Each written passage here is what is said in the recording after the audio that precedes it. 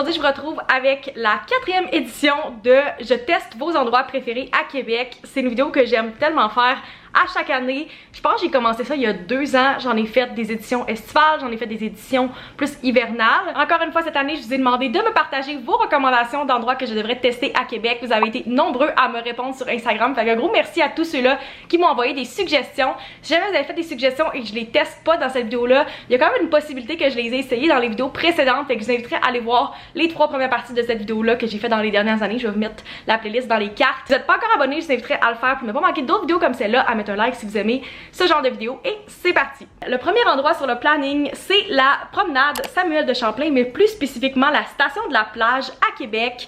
C'est sur le bord du fleuve et ils ont ouvert la station de la plage en 2023 si je me trompe pas. L'an passé, c'était dans le planning de la vidéo, puis malheureusement la météo était vraiment pas de mon côté.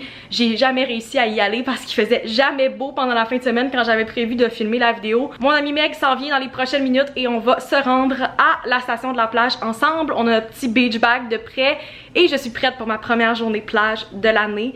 Ça fait plusieurs semaines que j'attends ça. Fait que j'ai bien hâte de voir de quoi ça a l'air. Fait que je vous amène avec nous.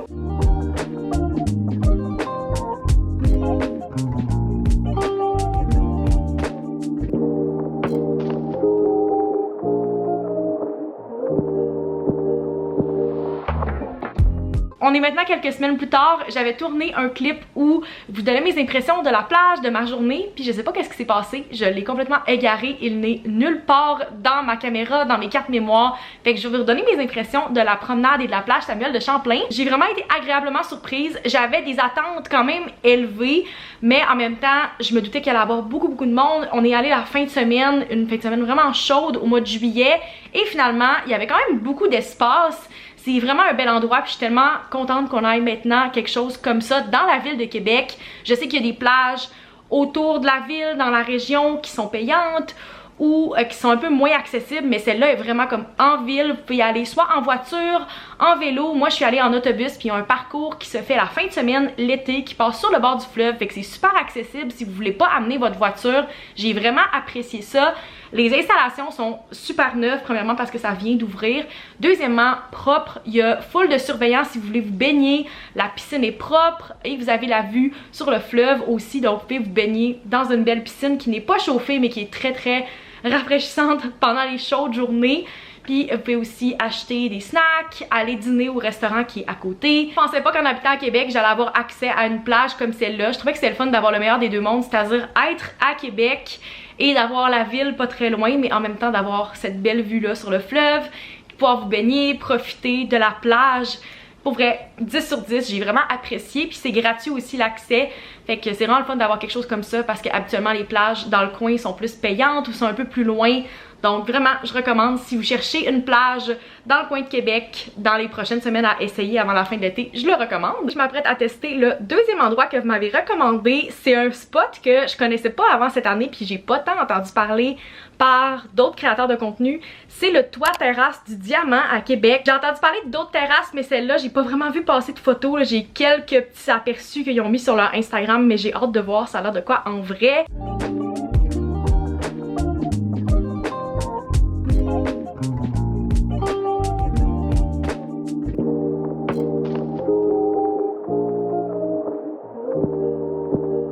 On est le lendemain puis je voulais vous donner mon feedback par rapport au toit terrasse du Diamant où on est allé hier. On était super chanceux finalement puis il s'est mis à faire beau directement quand on s'est assis parce que pendant un petit bout il y avait du tonnerre, on était comme pas sûr s'il allait faire beau et finalement on était super chanceux. Puis avec la vue, c'était vraiment le fun d'avoir le soleil et tout. On n'était pas assis sur le bord de la rambarde, mais on avait quand même une très belle vue du château. Puis c'est une terrasse qui est pas très grande, il y a comme une dizaine ou une quinzaine de tables je dirais. Ce qui fait que c'est une ambiance assez relax, fait qu'on pouvait juste jaser, puis on n'avait pas l'impression qu'il fallait comme crier pour parler par-dessus les autres. Côté drink, on a pris 2 pichets de sangria qu'on s'est séparés à la gang, qui était quand même bon, puis ça revenait pas trop cher vu qu'on le splittait à plusieurs. C'est un petit peu plus cher, je vous dirais, que les averages de certaines autres terrasses, mais comme il y a une vue et tout, c'est quand même très bien placé. Je trouve que c'était raisonnable quand même le prix pour ça et je me serais pas attendue à quelque chose de moins cher nécessairement. Quand j'ai réservé, il y avait une note sur le site qui disait qu'on avait la table pour 90 minutes et sachez que c'est vraiment le cas. Ils sont venus nous chercher à 5h pile. Vraiment comme quand ça faisait 90 minutes pile que la réservation était commencée, ils sont venus nous voir pour dire que fallait libérer la table pour que d'autres personnes puissent la prendre, ce qui est vraiment correct. Mais sachez que si vous pensiez rester vraiment plus longtemps parce que vous aimez l'ambiance et tout, vous pourrez peut-être pas, surtout s'il y a des réservations après, mais je pense que c'était la parfaite durée pour prendre quelques verres, puis on était prêt à repartir à ce moment-là. Mais sachez que vous pouvez pas vraiment dépasser le nombre de minutes de votre réservation. Overall, j'ai vraiment aimé l'expérience. Est-ce que j'y retournerais à toutes les semaines? Pas nécessairement, mais je trouve que c'est un super bon spot si vous êtes en visite dans la ville de Québec puis vous voulez quelque chose d'un peu différent avec une vue, ou si vous avez de la famille ou des amis qui viennent à Québec puis vous voulez les amener à quelque part de quand même cool, ben je trouve que c'est un beau spot pour ça. Fait que je donnerais définitivement un 9.5 sur 10 au toit terrasse du Diamant. Aujourd'hui, je teste le troisième endroit que vous m'avez recommandé. C'est quelque chose qui est revenu vraiment souvent et que je devais tester dans la dernière vidéo mais que j'ai pas pu finalement à cause de la température encore une fois. J'essaie les bleuets du Vire-Crêpe aujourd'hui à Lévis. C'est plus spécifiquement à Saint-Nicolas, ce qui fait que c'est quand même accessible si vous êtes de la ville de Québec. Ça se fait super bien par les ponts. Il y a vraiment beaucoup de choses différentes. Je sais qu'ils font de l'autocueillette pendant la saison des bleuets. Il y a un food truck qui est disponible pour l'heure du souper. Il y a aussi des spectacles certains soirs, un restaurant pour déjeuner et bruncher, mais plus spécifiquement aujourd'hui, on s'en va essayer leur crème molle que j'ai beaucoup entendu parler et qui a l'air délicieuse. Fait que j'ai bien hâte d'essayer ça, et si vous étiez pas au courant, je viens du Lac-Saint-Jean. Fait que les bleuets ont une place spéciale dans mon cœur. Mes amis Charlotte et Noémie m'accompagnent aujourd'hui. On va aller goûter la crème molle et peut-être prendre des petites photos parce que l'endroit a l'air vraiment cute.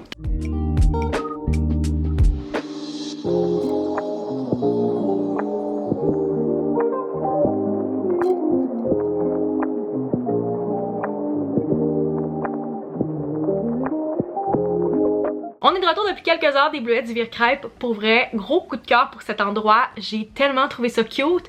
C'était full paisible, c'est vraiment un beau coin. Ça m'a vraiment fait tomber en amour avec cette région-là. Puis ça m'a vraiment donné le goût de déménager dans le coin. Comme je suis très influençable, mais ça m'a full rappelé le Lac-Saint-Jean avec les bleuets surtout. Puis j'étais comme, oh mon dieu, je me verrais habiter dans ce coin-là.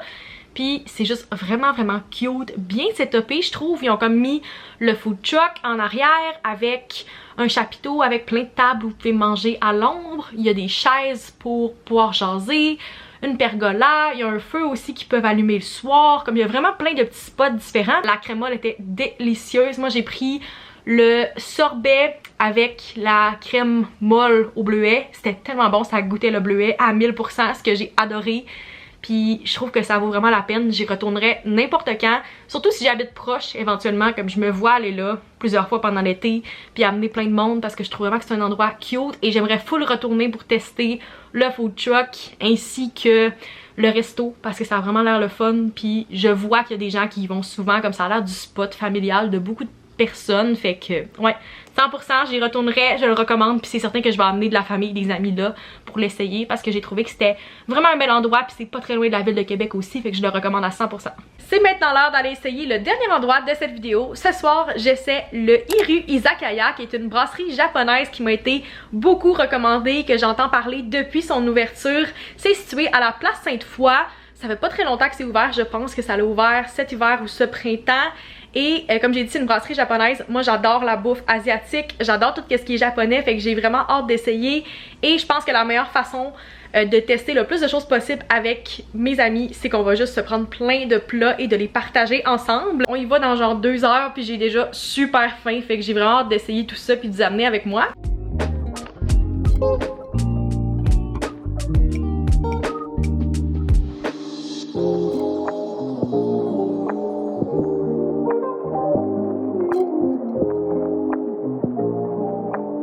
On est maintenant le lendemain, je voulais vous donner mes impressions par rapport à notre souper au Iru Izakaya. Premièrement, côté décor, j'ai vraiment aimé le décor du resto, c'était super beau, c'est quand même feutré mais fun en même temps, il y a des néons un peu partout.